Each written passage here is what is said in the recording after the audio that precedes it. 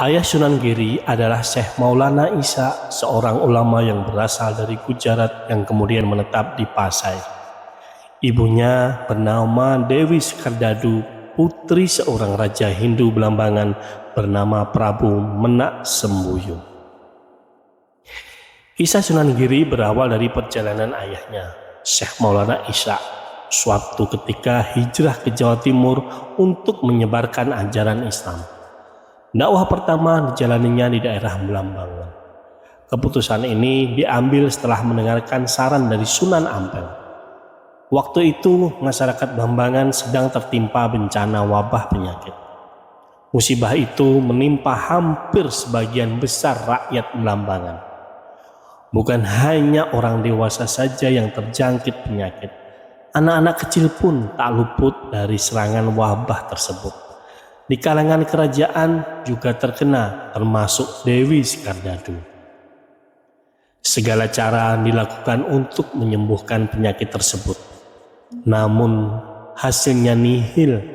Rakyat terlihat begitu sengsara menghadapi keadaan itu. Hampir setiap waktu raja mendapat laporan tentang rakyatnya terserang wabah. Pikiran raja saat itu menjadi cemas, bingung, dan sedih. Untuk itulah sang raja akhirnya memerintahkan agar diadakan sayembara. Siapa yang mampu menyembuhkan penyakit itu akan diberikan hadiah yang sangat berharga. Titah raja pun lantas dilaksanakan. Prajurit disebar ke seluruh pelosok negeri untuk menyampaikan sayembara tersebut. Seluruh tabib dan ahli pengobatan dari penjuru negeri lantas berdatangan ke negeri Belambangan. Mereka begitu antusias ingin memenangkan sayembara itu. Namun sampai waktu yang lama ternyata belum juga ada orang yang sanggup mengobati penyakit tersebut. Pikiran raja pun bertambah sedih. Ia tak kuasa menahan cobaan yang sedang dihadapinya. Rakyatnya terlihat tersiksa, merintih tak kuasa menahan penyakit. Belum lagi Dewi Skardadu yang setiap hari mengeluh akibat penyakit yang dideritanya. Sehingga suatu saat raja memerintahkan Patih Bajul Sengara agar mencari pertapa sakti. Sang patih dilarang kembali ke kerajaan sebelum bisa membawa seseorang yang mampu mengobati wabah penyakit tersebut. Dengan ditemani beberapa pengawal, Bajul Sengsara lantas berangkat menjalankan tugas. Sampai suatu hari sang patih bertemu dengan seorang pertapa sakti. Pertapa itu bernama Resi Kandayana. Patih lalu menceritakan permasalahannya yang dihadapinya. Resi Kandayana kemudian menyarankan agar Bajul Sengara pergi mencari Syekh Maulana Isa. Perjalanan lalu dilanjutkan. Akhirnya Syekh Maulana Isa pun ditemukan. Patih kemudian menyampaikan perihal keadaan kerajaannya. Setelah sampai di kerajaan, Syekh Maulana menyampaikan sebuah permintaan, yaitu jika penyakit Dewi Skardadu bisa disembuhkan, maka sang raja dan seluruh punggawa dimohon untuk memeluk Islam. Raja akhirnya menyetujui permintaan tersebut. Syekh Maulana lantas membuat ramuan obat. Tak lupa ia sholat memohon kepada Allah agar penyakit yang diderita Skardadu bisa sembuh. Dengan kusuknya ia berdoa dan beberapa hari kemudian Dewi Skardadu sembuh dari penyakitnya. Raja nampak begitu bahagia melihat kesembuhan putri kesayangannya. Raja tak henti-hentinya mengucapkan terima kasih kepada Syekh Maulana. Dengan rendah hati Syekh Maulana mengatakan bahwa semua ini tak lepas dari kekuasaan Allah Subhanahu wa Ta'ala. Untuk itu ia menyarankan agar raja bersyukur kepada Allah Subhanahu wa Ta'ala dan segera memeluk Islam. Sesuai janjinya akan memberikan hadiah kepada siapa saja yang menyembuhkan penyakit, maka Syekh Maulana ditawari untuk menikah dengan Dewi Skardadu. Namun di tengah bergurirnya waktu ternyata Prabu Menak Sembuyu tak sepenuh hati memeluk ajaran Islam. Dia kelihatan terusik hatinya dan iri melihat keberhasilan Syekh Maulana berhasil mengislamkan rakyatnya. Hingga pada suatu hari, raja akhirnya memerintahkan beberapa prajurit pilihannya untuk menghalangi dakwah Syekh Maulana. Bukannya berhenti dalam bersyiar, Maulana tak begitu menghiraukan halangan tersebut. Kebencian raja pun tak terbendung. Ia lantas memerintahkan untuk membunuh Syekh Maulana. Rencana ini tercium oleh Syekh Maulana. Karena itu, ia lantas berniat meninggalkan Blambangan dan kembali ke Pasai. Sebelum berangkat, ia berpesan kepada Dewi Skardadu yang sedang mengandung 7 bulan agar kelak jika anaknya lahir diberi nama Raden Paku. Semasa kecil, Raden Paku dititipkan kepada Nyai Ageng Pinatih. Ini tak lain adalah pesan dari Syekh Maulana. Ia berharap agar anaknya dididik ilmu agama yang kuat, sebab pemberian pengetahuan anak adalah pondasi untuk tumbuh di kemudian hari. Nyai Ageng adalah seorang yang taat beragama. Ia adalah istri dari saudagar kaya. Nyai Ageng menjadi ibu angkat Raden Paku. Setelah besar, Raden Paku belajar di Padepokan Sunan Ampel untuk belajar agama Islam. Ia begitu rajin dan taat beribadah. Melihat kecerdasannya itulah Sunan Ampel memberikan gelar Maulana Ainul Yakin. Di padepokan itu Raden Paku juga bersahabat dengan Raden Maulana Maktum Ibrahim yang tak lain adalah putra Sunan Ampel. Setelah dirasa cukup, Raden Paku diutus Sunan Ampel untuk menuntut ilmu ke Mekah bersama dengan Raden Maulana Maktum Ibrahim.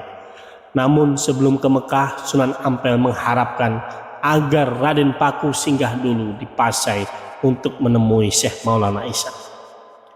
Ini sebenarnya adalah skenario Sunan Ampel agar Raden Paku bisa bertemu dengan ayahnya.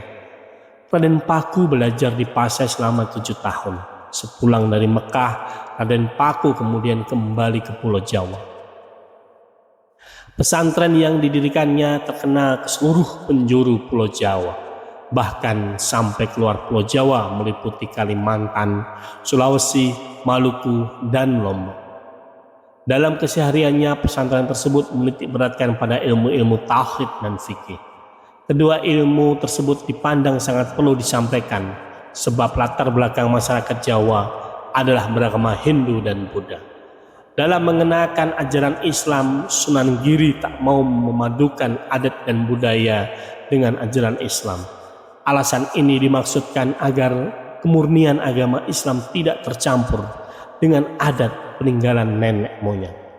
Andai hal ini terjadi, maka di kemudian hari akan terjadi percampuran antara adat tradisi dan agama. Ini akan membingungkan generasi selanjutnya dalam mempelajari dan menganut agama Islam.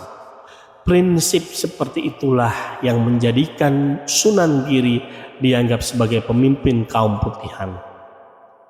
Aliran yang sependapat dengan cara-cara yang diajarkan Sunan Ampel dan Sunan Derajat.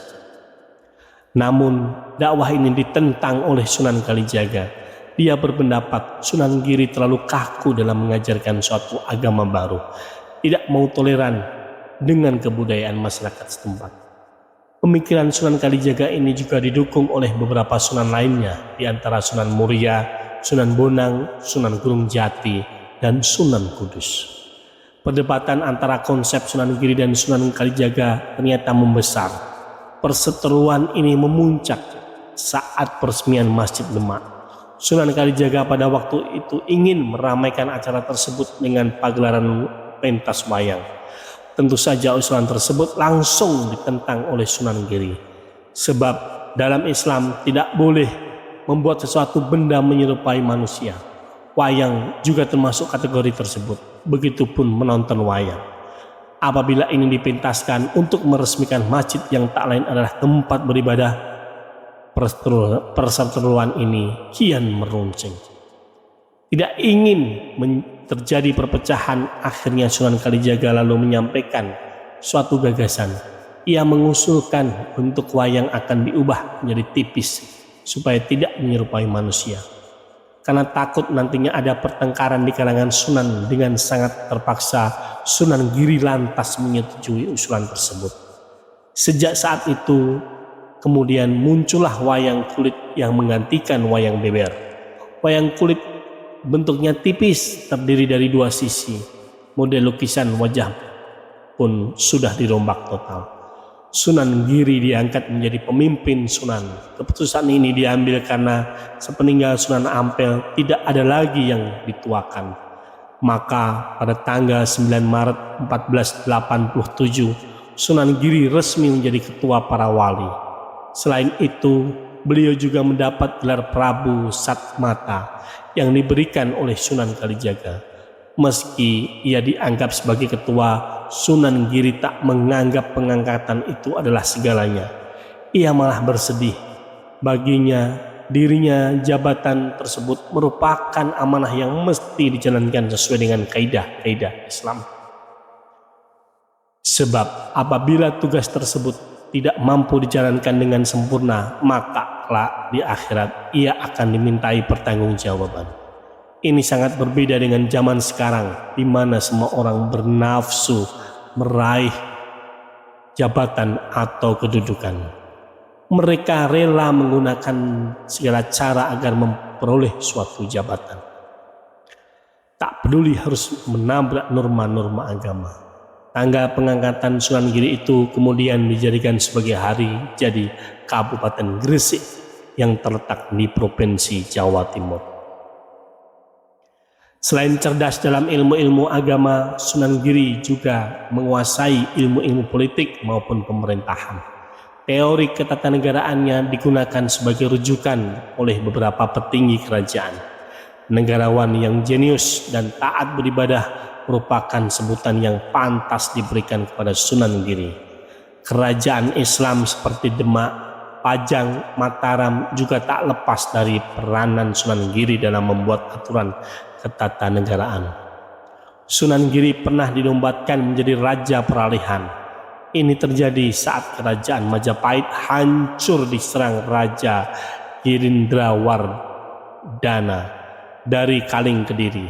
Peristiwa ini terjadi pada tahun 1478 Masehi. Raja Girindrawardana yang sudah menyiapkan seluruh kekuatan bala tentara akhirnya sukses membuat Majapahit bertekuk lutut. Sunan Giri menjadi raja hanya berlangsung singkat, yaitu 40 hari. Entah alasan apa ia tak senang dengan kedudukan tersebut, hingga akhirnya mahkota raja ia berikan kepada Raden Patah yang tak lain adalah putra dari Raja Majapahit, Brawijaya Kertabumi. Selesai sudah kejayaan Majapahit, kerajaan Demak akhirnya berdiri. Kerajaan ini dianggap kerajaan pertama di Jawa yang bernafaskan Islam. Seluruh punggawa dan petinggi kerajaan semuanya memeluk agama Islam. Padahal kalau ditelusuri sebelumnya, Sunan Giri sudah menjadi raja di Giri Kedaton sejak 1470 Masehi. Tapi kepopuleran pemerintahan Giri dianggap sebagai pemerintahan ulama dan pusat penyebaran Islam. Selain itu, kalau kerajaan Giri dianggap sebagai kerajaan, kenapa tidak memiliki batas wilayah kekuasaan? Ajaran Sunan Giri yang terkenal dengan dijumpai dalam dokumen Koprak Farara, yang di dalamnya berisi dasar-dasar ajaran Islam, meliputi ma'rifat, Tuhan, surga, dan juga tentang kehidupan. Bahasa yang digunakan dalam ajaran tersebut adalah bahasa Jawa. Namun secara umum Koprak Farara digunakan sebagai pedoman kepada para mu'alaf atau orang yang baru saja memeluk agama Islam dan orang-orang yang belum masuk Islam. Ia juga menulis sebuah kitab yang diberi judul An-Naningrat. Sunan Giri meninggal pada tahun 1506 Masehi dalam usia 63 tahun. Ia dimakamkan di Desa Giri, Kecamatan Kebumas, Kabupaten Gresik, Jawa Timur. Jejak bangunan pesantren Giri kini hanya tinggal nama. Namun Islam bisa berkembang sampai sekarang adalah tak lepas dari perjuangan Sunan Giri.